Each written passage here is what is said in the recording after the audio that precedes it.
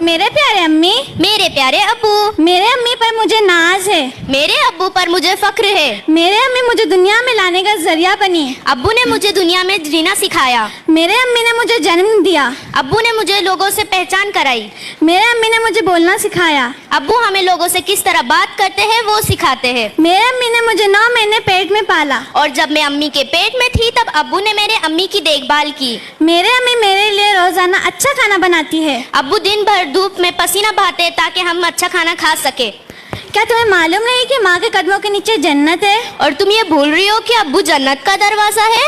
جب بھی میں بیمار ہوتی ہوں میرے امی میرے لیے رات بھر میری دیکھ بھال کرتے ہیں۔ ابو دن رات محنت کرتے تاکہ ہم سکون سے سو سکے۔ تم کہو یا نہ کہو، ماں کا درجہ سب سے بڑا اور بلند ہے۔ نہیں، ابو کا ہی مرتبہ بلند ہوتا ہے۔ نہیں، تمہیں ایک حدیث بتاتی ہوں جس سے تمہیں سمجھ آئے گا کہ امی اور ابو میں سے کس کا مرتبہ سب سے بڑا اور بلند ہے۔ اچھا بتاؤ۔ آپ صلی اللہ علیہ وسلم کے پاس ایک مرتبہ ایک صحابی آئے، انہوں نے پوچھا کہ امی اور ابو میں سے کس کا مرتبہ سب سے بڑا اور بلند ہے؟ تو ہمارے نبی نے فرمایا امی کا۔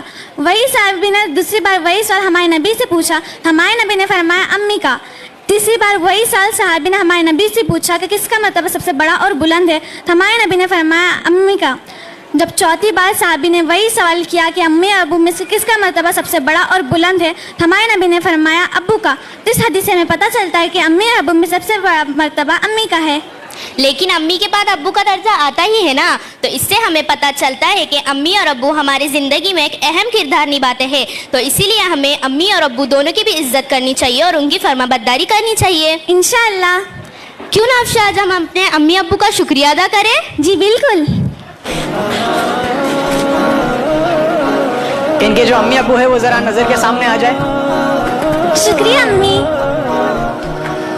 جزاک اللہ خیر۔ ماشاءاللہ، زوردار تالیاں ہو جائیں ان لوگوں کے لیے۔